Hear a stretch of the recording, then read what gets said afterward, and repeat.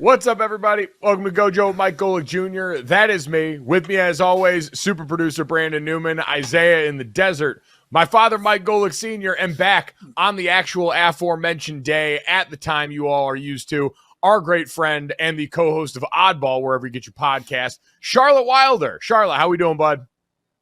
I'm great. I think we've had a pretty good string of Wilder Wednesday on a Wednesday. Am I right? Yeah, I think we need to change that up. I think you got to start doing it on other days. You know what we're doing? We're becoming too predictable. We got to throw a wrench into this a little bit.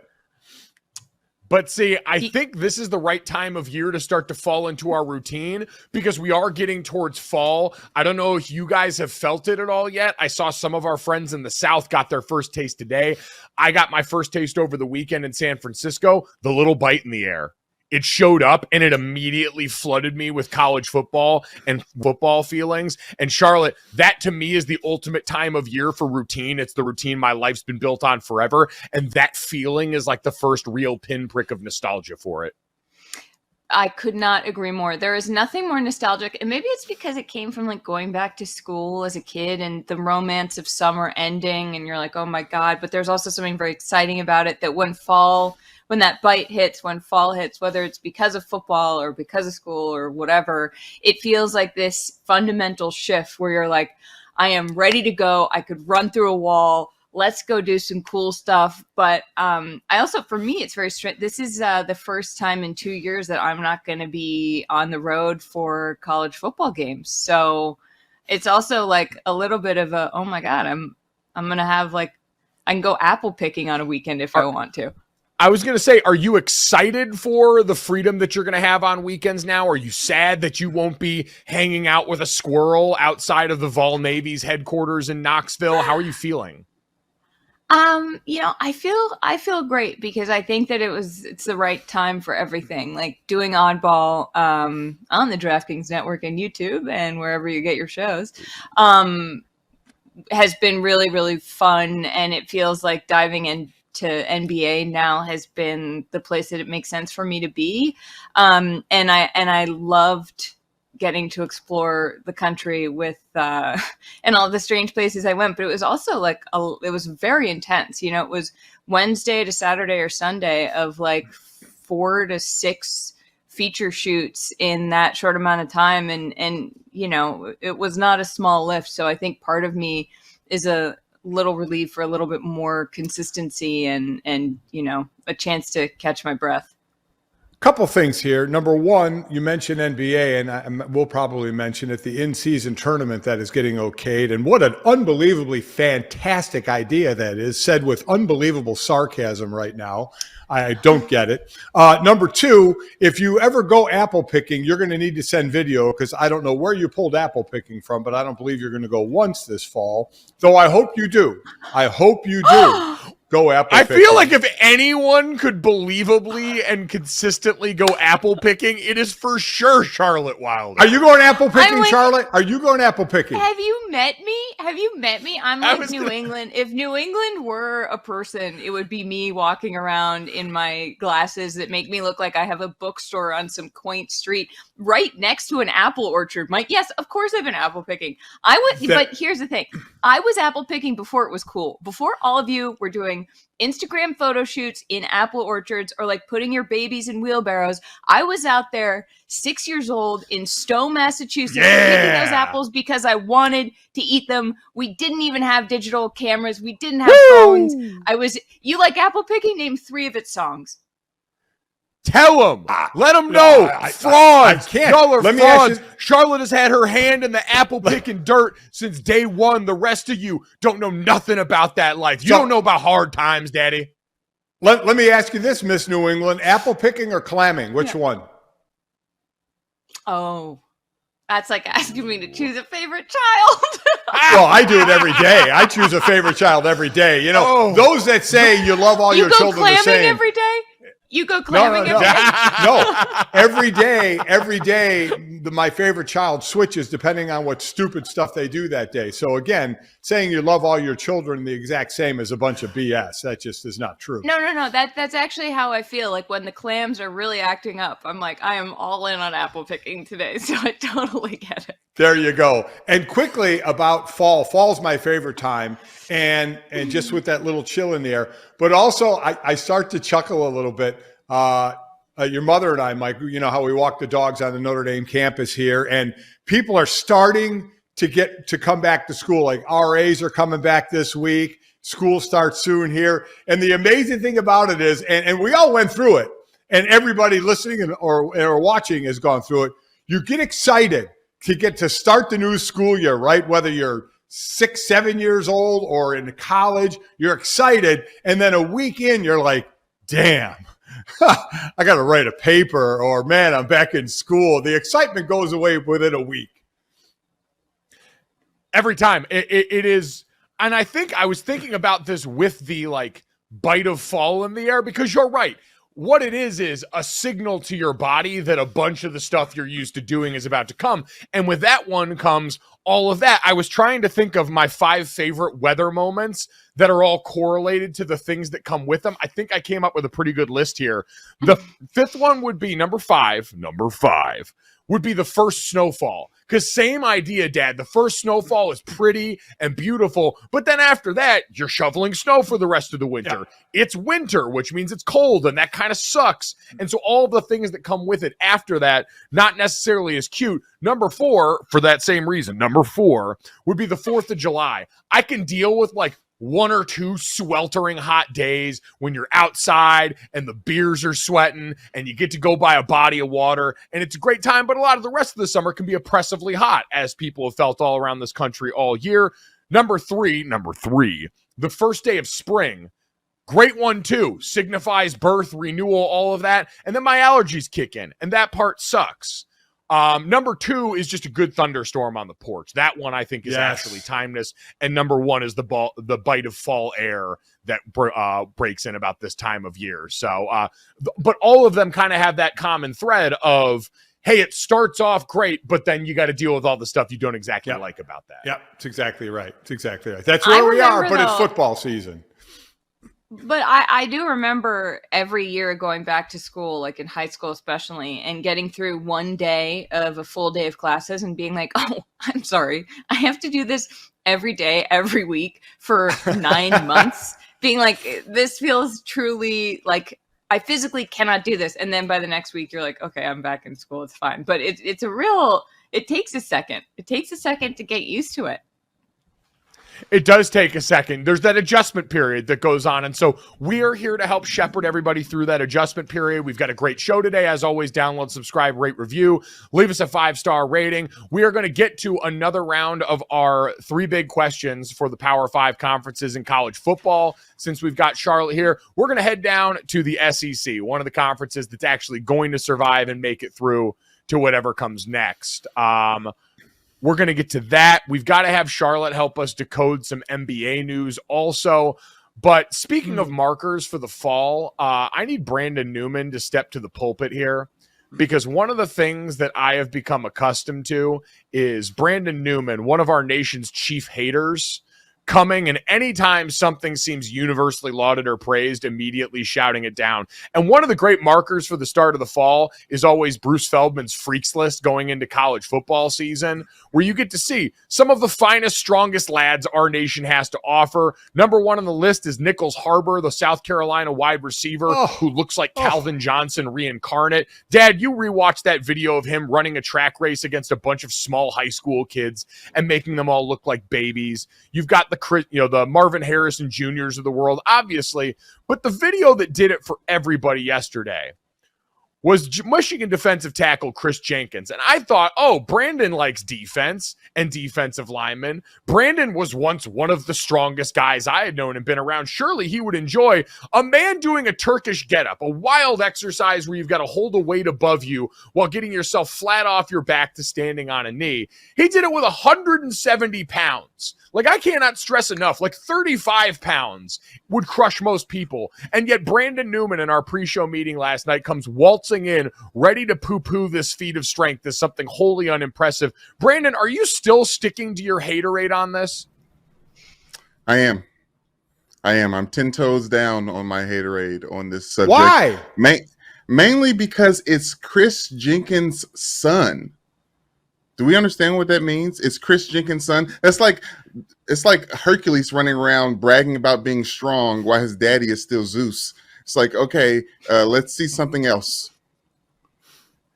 That's an awesome analogy. 10 out of 10, Brandon. Is this a direct shot at me, by the way? Well, It's not. I struggle bringing up father figure things and nepotism on this show all the time because I don't want you guys to think it's like a covered shade remark or something. I'm coming at you. It seems like it is. It seems like a not so thinly veiled shot.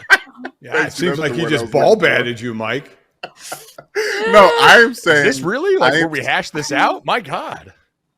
I'm saying that CrossFit in the football locker rooms is really cool and fun and cool to see, but I'm not going to go crazy over it before we get into the season. This guy is supposed to make a big leap and supposed to be an impact player. He had 52 tackles last year. That sounds like impact player to me on that Michigan defense. But listen, I am so tired of seeing people in underwear lift heavy weights. I can't wait to get to real football. Listen, it doesn't – I'm not equating it to what he's going to do on the football field. Not at all. I'm just looking at it in a vacuum of an exercise. You know, I work out at Orange Theory Fitness, the wife and I, and we do this exercise. Now, we do it with about 20 pounds over our head. It's 170 friggin' pounds. That is a man amongst men right there. So before we get to our college football look ahead and some happenings around that sport, since we do have Charlotte here, who's now the basketball expert on our show, doing a great daily show with me and El Hassan. Charlotte, we need you to help us decode the 76ers situation with James Harden. Obviously, we talked about a lot of the mess. I'm sure you guys talked a lot about a lot of the mess of James Harden going over to China and calling Daryl Morey a liar in front of what I'd imagine is a pretty confused crowd. But now we've got on the other side, Charlotte, apparently a little bit of social media decoding that has to go on. Joel Embiid, and this is courtesy of Sean Barnard at the Philly Sports Network, said Joel Embiid has removed processing and the location Philadelphia, Pennsylvania from his Twitter bio. How worried should 76ers fans be? I can't decide if 76ers fans should be more worried than Knicks fans should be excited. I think this sort of low-key hilarious part of this is that the Knicks fans actually think like that they're going to get Embiid, and who knows? Stranger things have happened. I think it would actually be I think this is not a wild hot take to say it would be a better situation for him at this point. You'd be coming into, Jalen Brunson, Josh Hart was playing great. I think that it actually could work more so than Philadelphia, because right now it is an absolute disaster down there. James Harden and Daryl Morey are playing a game of chicken. Like, both of them, this is not about basketball anymore. This is about their egos. This is about James Harden saying Daryl Morey's a liar. And we don't know about what, is Harden implying that Morey lied and that Harden took a pay cut last year, a $15 million pay cut to be, quote, made whole right on the other side, which would be not legal in the NBA, and everybody would be in a whole lot of trouble? Or did Morey suggest like, hey, if you opt into your contract, it'll make it easier to trade you, and then refuse to trade Harden? And either way, it's just this spectacular blow up that is threatening to swallow the whole organization. And I really think if I'm Joel Embiid, I would take processing out too, because one thing's for sure, nothing is processing at this point. Everything has been processed, and it is like a total disaster. So why would you want to stick around? I mean, I don't know how possible it is for him to leave, but I think, I feel awful for him. I think it's also sort of just a travesty for the basketball world that we have this generational talent in Embiid, and the Sixers can't stop tripping over their own feet on the way to trying to get him. I mean, also, I know he's had injury issues and hasn't always performed in the postseason, but still, it's like, at least put him in a position where if he messes up, it's his fault. So if we look at Charlotte, if we look at an offseason where a lot of this stuff goes on, and then you get to the regular season and everything's back to quote unquote normal, and Embiid is still with the Sixers and Harden is still with the Sixers, Does this team in your mind have a shot, or are they just going to fall short because there are just a couple of teams better than them in the conference?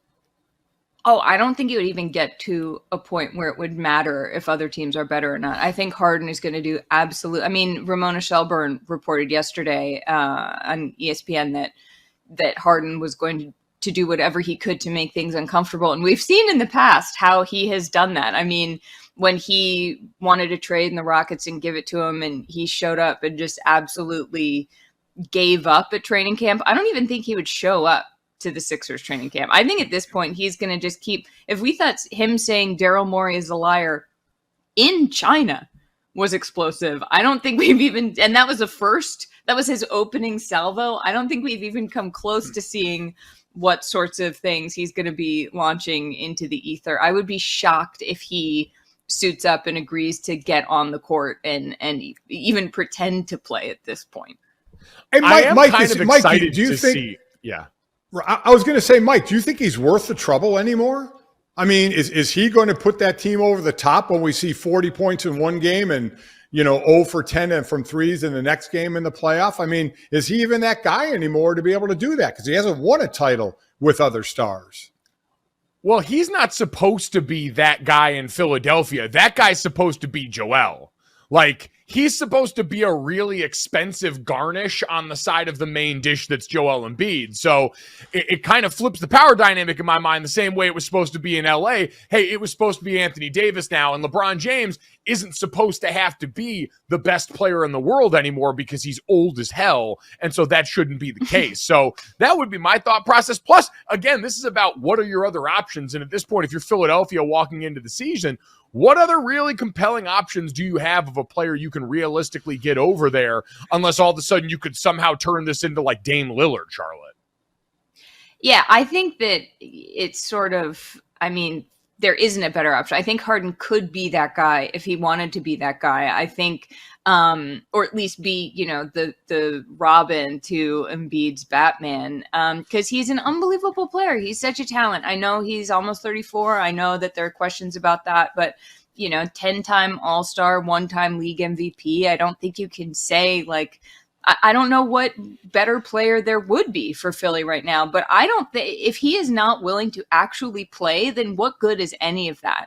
And I think I don't know the whole situation, right? I think that's also very important. I don't know what role Morey and Harden have each played behind the scenes I don't know what role Harden's agent has played. We know so little about what's going on, but I do know that this was Morey's guy. And this is no longer Morey's guy. And I think at what point, I think that Morey's own hubris and ego is definitely probably I'm speculating here. I think that it's going to be a problem I don't think he's willing to let go of Harden, even though to me, I'd be like, you know what? Do whatever you want. I think we're better off getting a bunch of, look at the Heat. I don't know if you guys heard they had role players last year. Like maybe Philly should give that a try to reach the finals. I think I do love the idea of people. Yeah, go ahead. I was going to say the one thing we can say is Mike, is basketball players have the most power of anybody, right? I mean, they can control their situation better than any other athlete. This guy's made a ton of money already. So sitting out to him, I don't think means a damn thing. I want to see if James Harden, who is an artist painting in his preferred medium right now, this is the muck he lives in. I want to see if he's got any new tricks this time around. We had the fat suit that was introduced into all of our lexicon the last time around. Are we going to get an Oscar-winning performance of him maybe having an injury in training camp that all of a sudden is going to sideline him for a little bit? Is he going to find some new off-the-court way? Are we going to get another car chase thing like we had back in the day with the Dallas Mavericks and that whole DeAndre Jordan will they, won't they? It's exciting times. All right, well, if we're going to sort out a complicated mess, we might as well talk about the latest update in the Blindside Revisited situation. Do we call it Blindsided now? I saw that was the headline a lot of people were running with here, too blind, two-sided. We'll figure out the sequel that's apparently getting made of this movie right now in this hellscape. As we had yesterday, and Charlotte, you weren't with us, so I'd be curious to hear from you on this front. We haven't gotten to talk Tuohys with you, but we had Michael Oher come out in a 14-page document accusing the Tuohys of lying to him, more or less, I'm paraphrasing here, lying to him about adopting him back as the impetus for this entire story that became the movie and the book The Blind Side, and instead tricking him into signing a conservatorship that would give them the ability to negotiate over his business deals and leaving him out of the money that they earned from the movie The Blind Side going forward. The Tennessee family has now fired back at Michael Oher, accusing who after this accusation, saying on behalf of the family that, the quote, the idea the family ever sought to profit off Mr. Oher is not only offensive, but it is transparently ridiculous. The family claims that Tuesday these allegations come after Oher threatened to go public with his story if they did not pay him $15 million. They said that they have consistently treated him like one of their family, and the response to threatening him, including saying he would say a negative story about them if they didn't do this, is something he has tried before but not gotten to this point on. So, Charlotte, what's been your reaction to all of this here, this story that we were all sold back in the early 2000s that now has just been torn apart at the seams? I mean, I think that one thing is for certain, which is that the Tuohys 1000% profited off of Michael Oher. For them to say they didn't is a lie, I think, because we've seen they got cuts from the movie. Leanne, is that the mom's name? Yes. Yep. Tuohy. Yeah. Leanne Tuohy she's a motivational speaker and a writer. And where would she be without the guy to write and talk about and build her brand on? I don't know. I don't want to, I always feel weird when it's like the two sides of this, and I just don't know what the truth is. I don't know if anybody knows what the truth is because it seems a little bit muddled, but I mean, I think you can say, well, why is he coming forth now? What, blah, blah, blah. But I think the bottom line is that for the Tuohys to say, like, we never sought to profit off of this kid is simply not true, even though they say, we gave him a cut, we blah, blah, blah. But so it's like, but you did. You did. I don't know. Am I crazy? Like, I sort of see this and I'm like, am I missing something? It's muddled is the perfect word, because it is muddled, because there's the one side of it that says this family was worth, a couple $100 million before they brought Michael Oher in. So it's like the common sense side would say, why would they take advantage and take the cuts from the movie when they have already had so much money? So, I mean, there's that side of it. I mean, there's the side of, Michael Oher is out on a book tour right now, and he's been interviewed, and he's kind of not talking a lot about this, but basically saying, he does appreciate the Tuohy family, taking him in when times were tough, but he does try and keep out there that, I think part of that interview, he said, I was an All-American football player before they took me in. So, where he is trying to say, again, go on that movie to say that movie really portrayed him as a guy who didn't know anything and the Tuohys taught him everything. And he's like, no, that's not how it went. From the money side, man, I don't know. Do we hear, is it true that he tried to get 15 mil out of him? Is it true that other attorneys wouldn't take his case because of the way it was going? I mean, there's a lot of things out here yet to be determined, I think, about this on what the Tuohys did on their side to what is Michael Oher doing right now. There's many people saying, does Michael Oher lose all his money from playing football? Is he trying to get money back? One thing that I will say, this is the only thing 100% perfectly I can say crystal clear. For those of you who have mentioned that Sandra Bullock should give her an Academy Award back for winning it for portraying Leanne Tuohy, you're idiots. That is 100% crystal clear. It's one of the stupidest comments I've heard in this whole thing, and one I feel very good about, saying you people are idiots who think she should give back the award for portraying Leanne Tuohy in that movie. I mean, it seems like a really favorable portrayal that Leanne would certainly love, but also, yeah. I mean, if all of these things, as rough as they've been, I think I saw Will Compton say it. I mean, the acting job she had to do to make what apparently, and my God, if you have followed any of the Reddit threads of Memphis service workers talking about their interactions with the Tuohy family here, making them likable in this movie seems like it might be worth an Oscar on its own. So there's certainly at that element of it. But Dad, you said this yesterday in Charlotte. This is kind of how I felt about it, because you're right. It's become cloudy now, the picture. And that's why I always tried to insulate whatever our discussion was from what the specific financials ended up being. Because is there a chance that Michael needed some money and this is what maybe drove this to happen now? That's the answer to the question for everybody who's been wondering, why now? Why is this coming out at this point after all these years? I don't know. Could be. We'll find out when they go to court. Because the one thing that's going to become clear when everyone's got to dump their receipts on the tables and both sides' lawyers have been like, we're confident in our case when we go to court, we're going to find out all that business then. But at the core of it is what you mentioned. It is, hey, you know what has never stopped rich people before? Having enough money. Like, Dad, your point, yeah, they had $200 million before. You know what every rich person has in common? That has never been enough. And the fame that comes along with it is a drug that is propelled, like Charlotte said, Leanne Tuohy and Sean, both to the heights of being named figures that people know, especially around their alma mater, which certainly doesn't hurt. And so all of those things swirling together lead me to believe, yes, people might have been a little bit comfortable telling the fib and fudging some of the facts around this in order to benefit in ways that might not be as easily quantifiable as the percentages associated with the movie. And that I feel like I can pretty comfortably say based on everything we've seen and everything we've known about this situation and the facts right now. So I think that's right.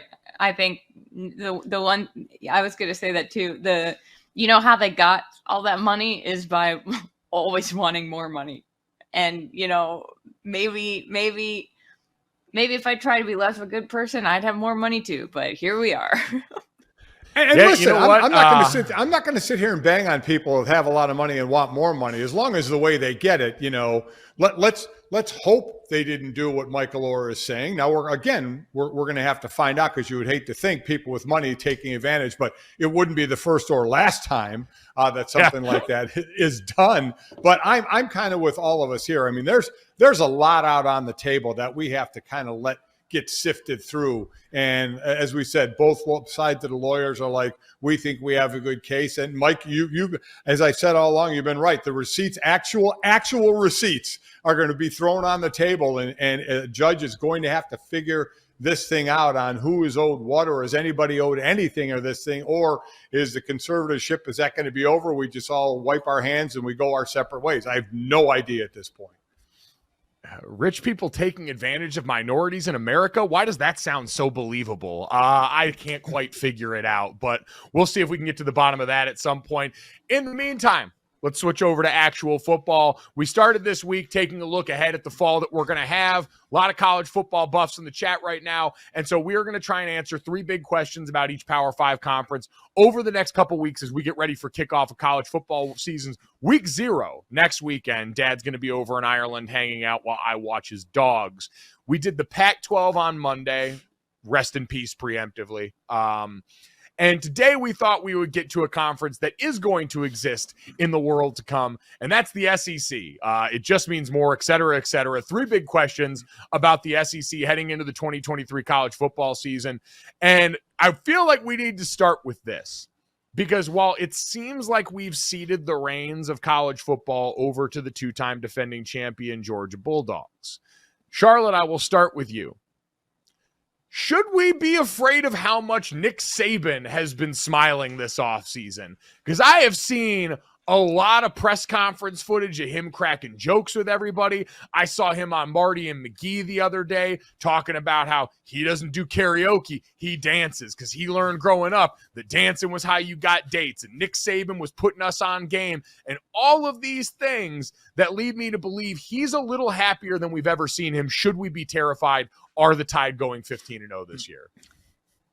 I think that counting Nick Saban out is the dumbest thing you could ever do in college football, even if Kirby Smart has been, really being successful against his old former boss and maybe dad. I don't know. It's tough to say. I think that I think a smiling Nick Saban is the scariest thing in college football. He also said recently, he was like, I really like the attitude these guys have, and was saying nice things about his team, which, it also could be gamemanship, right? Like, he could be feeling like, I don't know. But if he projects that he is very confident other people will therefore be scared, and maybe Alabama's already terrifying. So like, if you want people to be a little more scared, that's fine. But yeah, I would be absolutely terrified if I were a coach or a player on any other team and I saw Nick Saban saying he's dancing. That's like out of a horror movie. Well, I mean, you sit there and look at what their preseason number 4, the last time they were, that worst was in 2009, and what happened in 2009, he won the title. Listen, you can never count Alabama out, but they do have, normally it's just reload for them, right? But they seem to have some holes to fill more than just reload to see how the offensive line can play, who's going to take over at quarterback. Nobody has really, taken the reins of that. They have some holes on defense. So while it's always a reload, they're going to be one of the top 2 teams in the country. It kind of hasn't been that. But for them, a slip to 4 is like, oh my God moments, right? And we'll see again. They have Tennessee and LSU back-to-back, though there's a bye week in between that. But they do have them back-to-back on the schedule with that week off. So we'll get tested. The bottom line to me is Georgia, Alabama, LSU probably get the best athletes, the majority of the best athletes in the country to come to their schools, and then it's what you do with them. Like Georgia's going to be loaded again. But as I said yesterday, 3 of the top 4 teams in the preseason rankings all have new quarterbacks, right? Georgia, Ohio State, and Alabama. Michigan, the only one returning a quarterback. I think Alabama in total lost 8 draft picks, including one of the best pass rushers in school history, a Heisman Trophy winning quarterback, and one of their best defensive backs in Brian Branch, on and on down the list. And yeah, Jahmyr Gibbs in the backfield, they'll replace some of that, but it feels like a lot even by Bama standards, especially because this team's become reliant on quarterback play.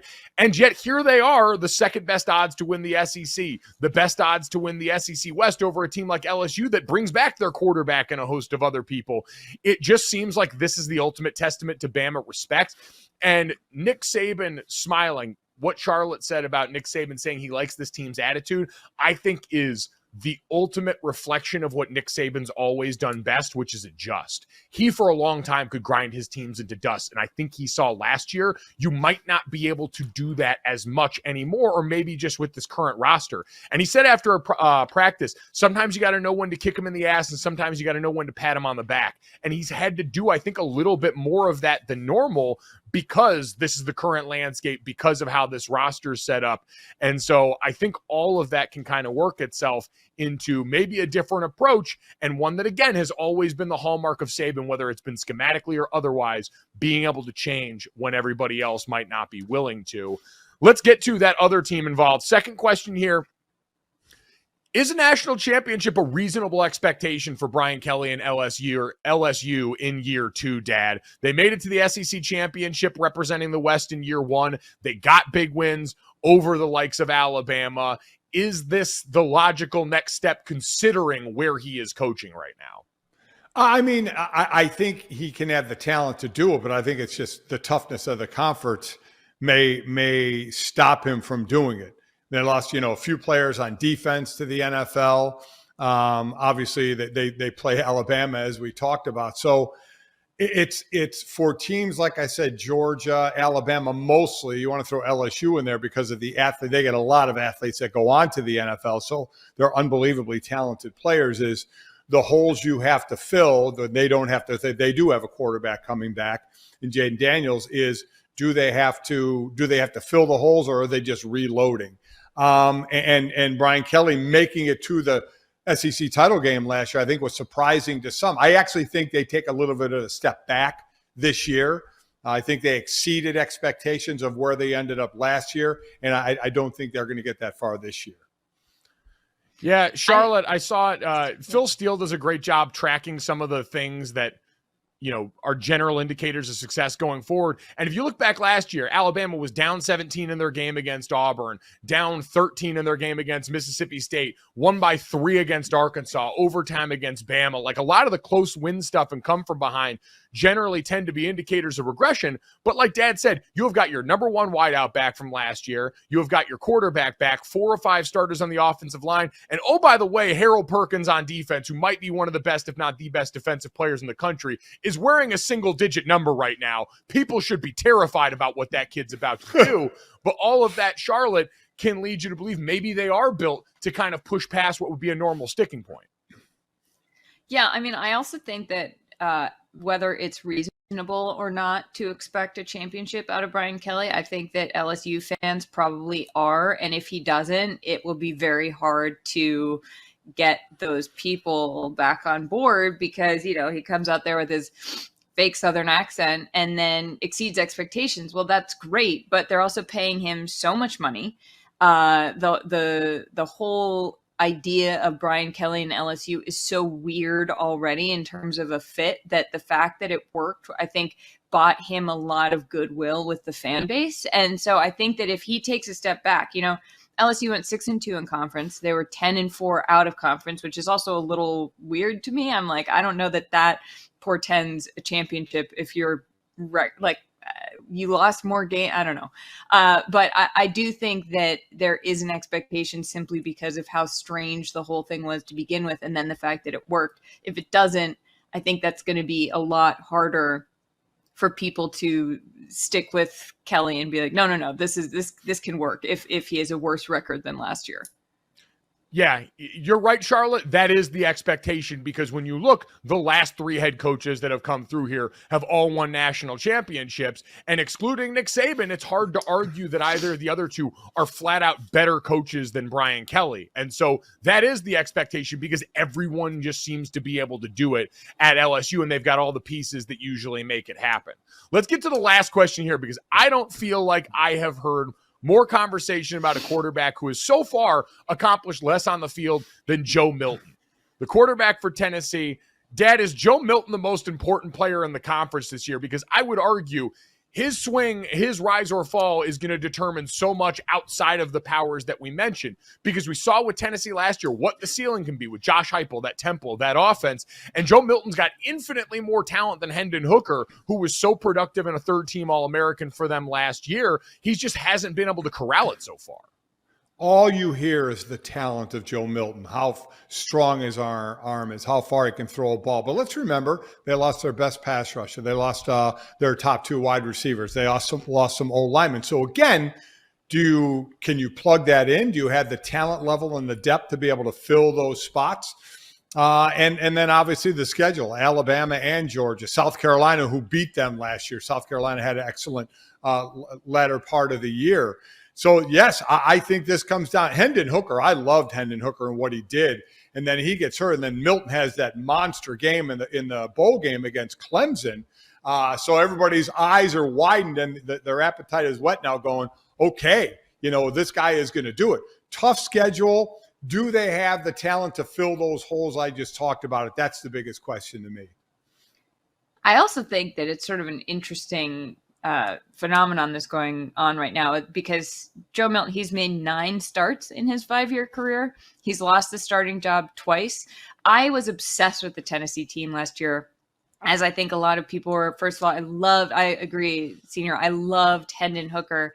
Yeah. But I think that Bama win, and I think that their ascension in a way that people were expecting or thought was a possibility, but weren't totally banking on, was just so exciting and fun to see Tennessee be great again, that there's a lot of goodwill left over from that success. And yeah, I think that if this works, I mean, it will be thrilling to me if we can get a Georgia and an Alabama out of there.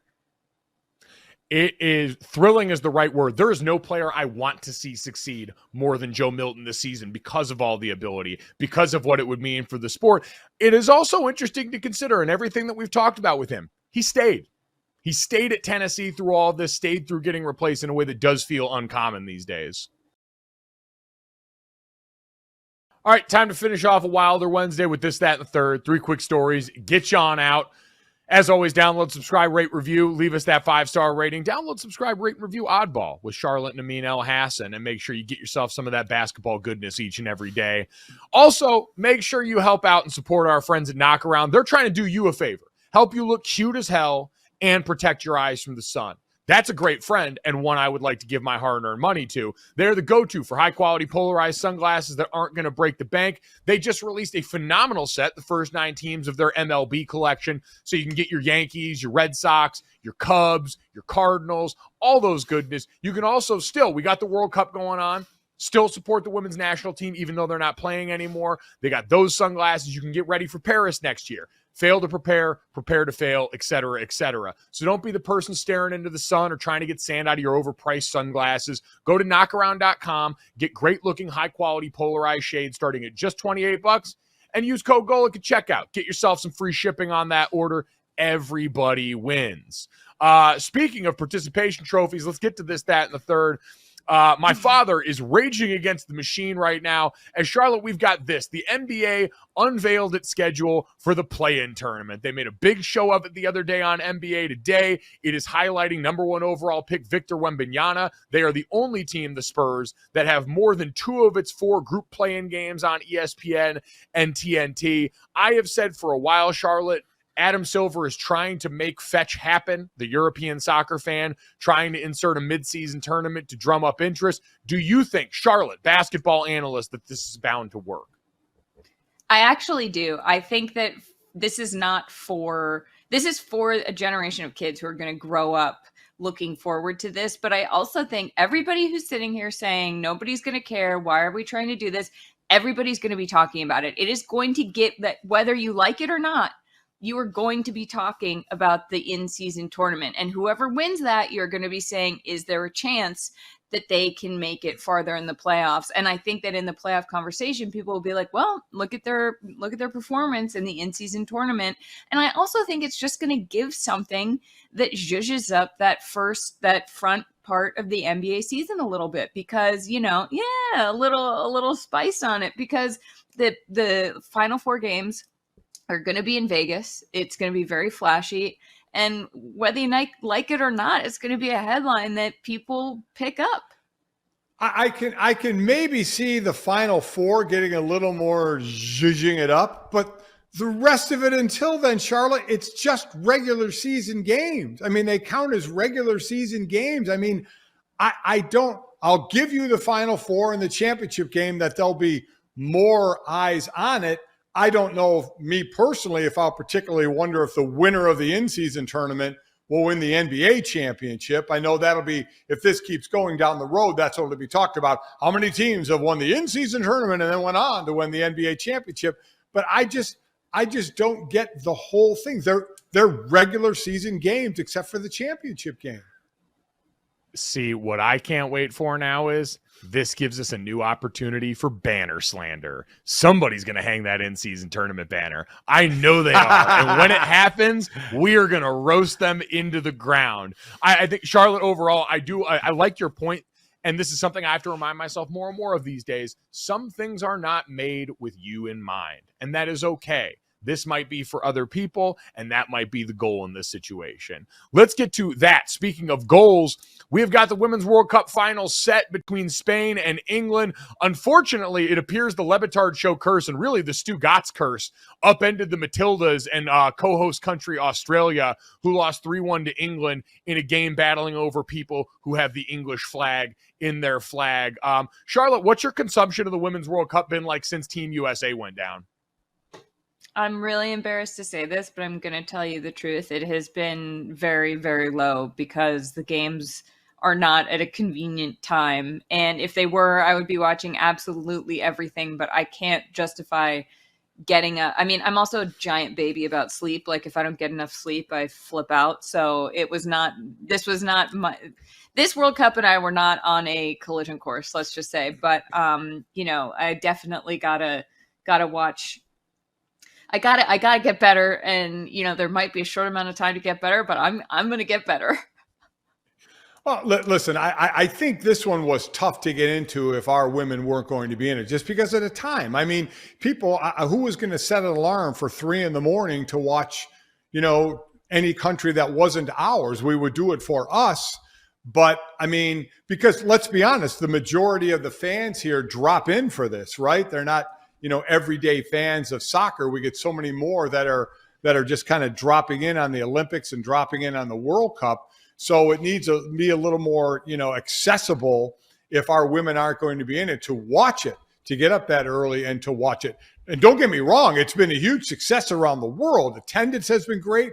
The ratings have been great. It's been a smash hit. And I guarantee you, plenty of the other women's teams are happy as hell the U.S. got knocked out of this thing, being number one in the last 2 World Cups, or winning the last 2 World Cups. So, I think overall it has been a success, but we tend to do things of how do we deal with it in the States here. And I think once we lost our women out of this, and the timing of the game made it a little more difficult for people to get up and say, yeah, I'm going to watch 2 countries and not one of them is ours. You know what? I've now got the spin zone that I've been searching for all along with the women's national team. They did us a favor. They knew this wasn't a winning hand. One of my least favorite things in the world is when I have a 20 in blackjack and all of a sudden the dealer goes and hits a 21 then and gets me when I've got a good hand. But there are times when I pull a 12 or a 13 and they have an ace where I'm like, just take it. I don't want to have to battle out this hand. It sucks. I'm going to lose and it's going to be bad anyway. The U.S. women, who have accomplished more than pretty much any other international program in our country, maybe U.S. men's basketball, looked at this and said, you know what?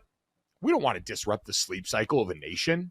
We know that they'll go out and ride for us and they'll wake up at the ass crack of dawn to watch this. But why would we put them through that when we can just get out early, get some rest, be like LeBron James when he didn't make the playoffs that one year, enjoy the well-earned rest, and then get ready for Paris and win in the Olympics when it's going to be cooler anyway and you're going to get better fashion. We should have seen this coming all along. They actually care more about us than we care about ourselves. And for that, I salute and thank the women of the national team there for doing a great service to this nation. Wow. Let's get to the third. College football. Yeah, I can spin zone with the best of them, baby. As I will for this. We got questions. Brett McMurphy reporting this morning that Nelly will perform a Super Bowl-like halftime show on ABC at the Big 12 championship game at December 2nd at AT&T in Arlington, Texas. Sources tell him the kickoff is at noon Eastern. I am very interested. I've said I know I'm washed because the Super Bowl halftime shows and their equivalents have now started to cater to my musical interest, and they're always on tape delay. But Charlotte, are you at all worried that this is going to compromise the Dr. Pepper halftime show? No, because to be honest, I would really love to see Nelly at the Big 12 champ. I'm sorry, that's funny. Like, that's so funny. That's a Big 12 being like, oh, talk about trying to make fetch happen. They're like, oh my God. We got to be more like Jerry Jones. We got to be more like the NBA. We got to be cool. We're hip. It's not like the conferences are all shifting. We got to show we can keep up. Who's Nelly? He's going to perform. And you know what? I could not be more excited for that set. Listen, I'm a fan of Nelly. I get it, trying to go with a big halftime show, but what happens to the Dr. Pepper football toss, Mike, that you hosted for a couple of years? Our buddy Jason Fitz has hosted. I mean, who doesn't like to see a chest pass of a football into a big Dr. Pepper can? I don't know. I kind of liked that, just to see how was anybody going to actually throw it like a football, or were they going to shot put it, or what they were going to do. Now we get a concert. So while we get a nice concert, it's at the expense of something I kind of enjoyed watching. We need answers to that. What's become clear is the Big 12, who is one of the conferences that acted fast and got other teams to join. They're like your friend in college with a car. Sometimes you got to put up with some of their weird divorced dad choices and weird music choices in order to keep making sure you have access to the car right now. I don't know if all these Bape clothing collaborations and musical guests are going to make them cool, but they got the job done and they get to live another day. We hope you live with us another day. Subscribe, rate, review. We'll talk to you tomorrow. Go. Boom. Money in the bank.